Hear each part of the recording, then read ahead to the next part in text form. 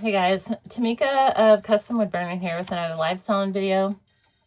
Today it's a chew on product lines. No Bible. This is not like some kind of self-proclaimed expert advice or anything, but something I've been chewing on that I think maybe could help someone else. It's something I've been chewing on for a while, but just started trying to kind of articulate and put it into like an organized thought. And so I have 3 bullets to share on what it's going to sound a little woo-woo too. So I'll just disclose that out the gate. But 3 things that may be able to help kind of guide our path in deciding that factor of what product line should I offer in this live sales format specifically. Number 1 is, what do we love? Here's the woo-woo part, okay?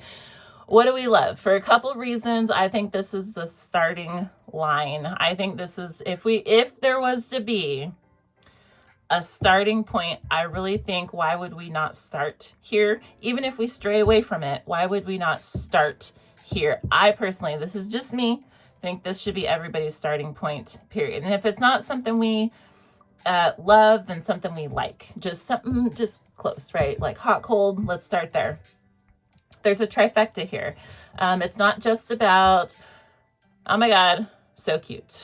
This thing right here, it has to do with sourcing, with selling, and with shipping. This trifecta. There are certain items that we love, but we don't love sourcing them. Pain in the butt to source. It's too much of a drive, too onesie twosie, waste of time, not efficient. The sources are a pain in the butt, whatever it is. Like, there's certain things that we love, but we don't love sourcing them. So those things would filter out, right? There's certain things that we love, but we don't love selling them. This could be a ton of things. This could be like oversized items. This could be clothing, right? We might love clothing. We might hate selling it. I've heard that one a lot. Okay, glass. There's seafood, right? We can love seafood. Do we want to sell it? Maybe not. Maybe, but maybe there's to be too much, right, to do with it. Shipping, tons of examples of products that are awkward to ship and they're just a pain in the butt. And so if we work off this trifecta, do we, like, 1 to 10, how much do we love sourcing it individually, sourcing it, selling it, shipping it?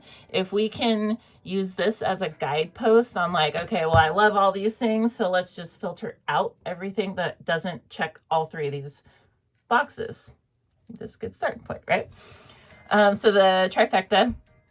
The next thing is the time money continuum, right? It's got to be lucrative. It's got to be lucrative because it's business and it's sales. And so in general, without going into too much depth, this is relative, low cost, high return. Relative, because we don't have to source everything at, sub $5. There's tons of stuff that's more high, like handbags, for instance, that you may source them for $500 a pop, but if you can sell them for $1,200, that's great, right? So less about the specific price, more about the relative difference between the cost and the return, with a little emphasis or a little extra factor there of demand, really being conscious of current demand. This is probably more so for resale than handmade. Handmade, you kind of like pick your thing and then that's what you do. But in generally speaking, but for resale, like, you do really have to, most of the time, not for everybody, I guess it depends on what you sell, but that many resellers have to be conscious about the trends and the current demand. I'll use Labubu or Loungefly as an example. Huge wave of popularity came through Whatnot, and then people started justifying paying up for their sourcing, and then the demand and the trend fizzled out, and then those sellers caught the end of the curve, and so they couldn't turn a profit on these items because it was relatively, good math, but depending on where it was in the demand curve, the ones in the beginning and the middle did great. The ones at the end, not so much. And so when it comes to like popular products, that matters. If the return will fluctuate, I suppose, the market value. Anyway, there's a lot of items that we love. They check all the boxes of stuff that we love, but we can't, the market is not interested in paying what it would cost, what we'd have to charge to make it make sense. And so those things, unfortunately, we got to filter them out for the most part. Definitely not a bread and butter anyways. And then the third thing is niche.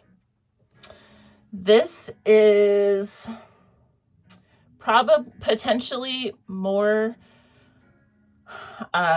aligned with arts and handmade. However, I have noticed a number of resellers really, really, really diving into this as far as their own like personal branding. Resell, so niche, the benefits of having a niche is that it's extremely brandable and it's extremely memorable. When there are tens of millions of live sellers on a platform, the ones that stand out, this is all just my anecdotal observation and opinion, the ones that stand out are the ones who do a thing, right? They can do a couple things, but they're relatively in a niche. Those are the ones that stand out. I'll use an example. If somebody is like, oh, my niece's birthday is coming up, I want to get her a tumbler with her name on it and the year she graduated as a gift. Cool. Who are you going to think of to go to? Which seller? Are you going to go to the tumbler seller, or are you going to go to the seller who sells a little bit of everything? Right? It's more memorable. It stands out. Niches win in a number of areas. There could be a whole video about this, but I really think the more the live sales culture grows in popularity, I really think that niches are going to be the ones that naturally end up shuffling to the top, because it's hard to stand out in a sea of everybody doing like a bunch of stuff. I really think that those are the ones that stand out personally. So go with a niche. And how do we know if we have a niche? It's basically like if we can one sentence it, I sell blank in one sentence, we have ourselves a niche. Unless it's I sell a little bit of everything. That's not a niche. That's not what that is. Okay, but I sell blank. And to circle back, this is easier for arts and handmade because you make your stuff and you your products and your brand go together. But I do see resellers picking doubling down on this. Like there are some resellers who niche as far as like I sell women's tees, I sell ties, I sell shoes, for basketball shoes, for instance. But resell is harder branding wise because simply put, you are selling other brands, right? So your branding is different. Resellers are starting to figure this out though. And the ones who are starting to figure it out, I sell Cantha.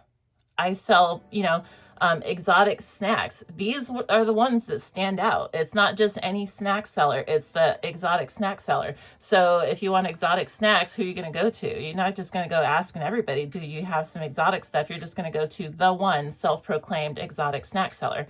You know what I mean? Blasian Bunny is that seller. For the record, I'll tag her in the description, but niches for the win. So just to reiterate, and if we can't, really get into something that we love, something that we like is next best, because there's just so many options, almost endless possibilities of what it is, what products we can sell that are available to us, that there's a demand for, that like, why are we selling anything that we hate? Doesn't make sense, right? Our audience can tell, and that dislike for the products transfers, right? Our if we're not excited about it, we can't expect our audience to be. And so If it's not something we love, if it's something that we like thoroughly, are like, yeah, this is cool by me. That's the next best thing. All the stuff that we hate though, let's just cut that out of the equation altogether. Anyway, here's the recap. Trifecta of what we love. And these are all filters essentially, but the starting point is the what do we love, sourcing wise, selling wise, shipping wise, filtering out next what is lucrative and what is not. It's got to make sense, math out with that time money continuum, and then really picking a niche if we can. I think that when it comes to choosing a product line, if we can answer these questions, we're doing pretty freaking good, in my view. And so that's what I got for today. If you found value in this, please let me know by giving it a thumbs up. Otherwise, I want to wish you a happy live selling, and I hope to see you next time. We'll be here tomorrow and every day after, talking about more stuff. This is video 90, so there's 89 videos behind this, talking about live selling daily, and we're going 365, so lots more to come. If you have any thoughts on what we talked about now or what we should talk about next, please don't be shy. DM on Whatnot at Custom Wood Burning or in the comments here. Otherwise, I want to thank you for watching, and I hope to see you next time. Bye-bye.